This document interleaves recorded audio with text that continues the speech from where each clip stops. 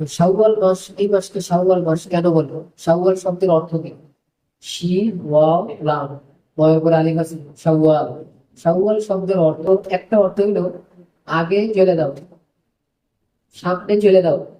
তাহলে এই মাসকে সামনে চলে যাওয়া এই অর্থে কেন বললো?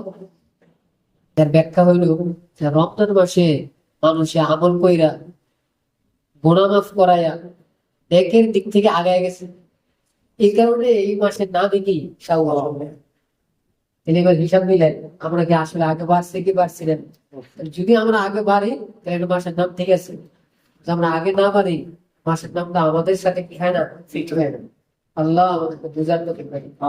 2 নম্বর, শাওয়াল শব্দের অর্থ আরেকটা লেখছে কিতাবে, খিফাত, হালকা। তাহলে এই মাসের অর্থ হালকা কেন?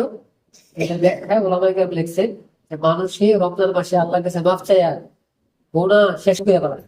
যখন গুনাহ শেষ হয়ে যায় তার আমল নামা হালকা হয়ে যায়। গুনাহ নাই, যেহেতু গুনাহ নাই, তো আমল নামা গুনার দিক থেকে হালকা হয়ে গেছে। এই হালকা হয়ে যাওয়ার কারণে এই মাসের নামই দিছে কি শাওয়াল। তো এইবার হিসাব মিলানোর দরকার, আমরা আসলে হালকা হইতে পারছি কি পারছি না। আল্লাহ আমাদের গুনাহ মাফ করার ব্যাপারে ফিকির করার, তওবা করার তৌফিক দান। এই মাসের অনেক ফজিলত। 1 নম্বর, এই মাসটার প্রথম রাতটাই আল্লাহ এমন দামি বানাইছে, দোয়া করলে দোয়া কবুলের। সুবহানাল্লাহ। যে মাসের প্রথম রাত্রে দোয়া কবুল হয়, এই মাসের ফজিলত আছে না? যেমন রজব মাস, ঈদের মাস, এই রাত্রেবেলা দোয়া করলে দোয়া কবুলের। 1। 2 নম্বর, এই মাসটা ঈদের মাস, এই হিসাবেও এই মাসে অনেক ফজিলত। 2। 3 নম্বর, রমজানের পরের মাস, প্রতিবেশীর একটা দাম থাকে। প্রতিবেশী, আমি মসজিদের প্রতিবেশী, আমি এক আল্লাহর ওলির প্রতিবেশী, আমার বাড়ি মদিনার পাশে, তার একটা দাম বেড়ে দেবে। মদিনার পাশে বাড়ি, আমরা কিন্তু পাইলে অনেক দাম দিব। কেন? প্রতিবেশী, প্রতিবেশীর একটা দাম আছে। কে কার পাশে? তো ঠিক রমজানের পরে শাওয়াল, শাওয়ালটা রমজানের প্রতিবেশী, এই হিসাব করে ওই মাসের অনেক ফজিলত। কটা বলছে খেয়াল করছেন? এবার আরেকটা, এই মাসের আরেকটা ফজিলত আছে, কিতাবে লেখছে ওলামায়ে কেরাম। কোরআনে আল্লাহ বলছেন আল্লাহ আশহুরুন মা'লুমাত, হজের কয়েকটা মাস আছে। তো হজের কয়েকটা মাস মানে কোন মাস?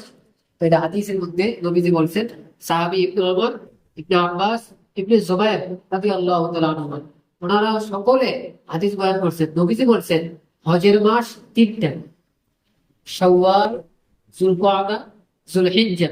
3 মাস হজের মাস। সুবহানাল্লাহ। তাহলে এই মাসটা যেহেতু হজের মাস, এই মাসের সম্মান বেশি বেশি। আরেক হাদিসে নবীজি বলেন 3 মাস পুরান তো আর হজের মাস না, শাওয়াল, যুলকাদা আর যুলহিজ্জার 10 দিন, তো 2 মাস 10 দিন হয়। এজন্য এক হাদিসে বাকি আসছে হজের মাস শাওয়াল, যুলকাদা ও আশরুম মিন যিলহিজ্জা। শাওয়াল যুলকাদা 2 মাস আর যিলহজের 10 দিন। 2 মাস 10 দিন হজের মাস। সুবহানাল্লাহ। প্রশ্ন, এই 2 মাস হজ করলে হজ নেব? হজের জন্য তো নির্ধারিত দিন আছে, আরাফার দিন, এর আগে হজ করলে হয় না। তাহলে হজের মাস কেন বলা হলো? হজের মাস বলা হয়েছে এই জন্য যে যারা হজ করতে চায় তারা প্রস্তুতি নিবে ওই মাসে। যদি কেউ ওই বাড়ির থেকে রওনা হয়ে যায় ইহরাম বাইদা, তো এই মাসে ইহরাম বাঁধলে হয়ে যাবে। এই কারণে এই মাসের নাম কি হজের মাস। কেন? কেউ যদি রমজানে হজের ইহরাম বাইদা রওনা হয়, তো ইমাম শাফি বলছে তার হজই হবে না। আর ইমাম আবু হানিফা রাহমাতুল্লাহ বলছে যে তার এটা নিয়মের বাইরে সে কাজটা করছে। নিয়ম হইল রমজানে না, নিয়ম হচ্ছে রমজানের পরে শাওয়ালের সময়, যে কোনো সময়, অথবা শাওয়ালের পরে যুলকাদার যে কোনো সময় চাইলে ইহরাম বাঁধতে পারবে। কারণ এই মাসটিকে, সময়টাকে রাখাই রয়েছে হজের জন্য।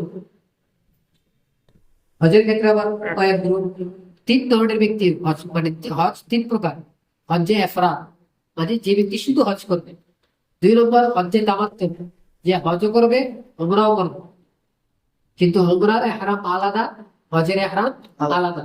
আর 3 নম্বর হচ্ছে হজ্জে কেরাম, যে কেরাম করে সে কারিন, তার সিস্টেম কি হজ করবে উমরাও করবে।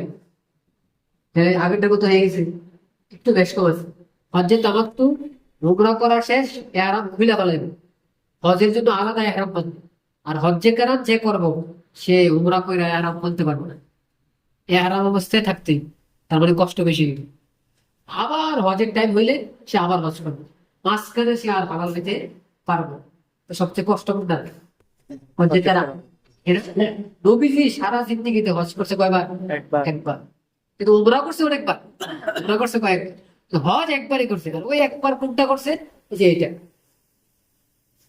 হজ্জে কেরাম করছে। অর্থাৎ উমরা করে উনি আর এহরাম খোলেন নাই। এই জন্য ইমামে আজম আবু হানিফা রাহমাতুল্লাহ আলাইহি বলেন, ইমামে আজম ইমাম আবু হানিফা রাহমাতুল্লাহ বলতেছেন যে 3 প্রকার হজের মধ্যে সবচেয়ে সেরা হলো হজ্জে কেরাম।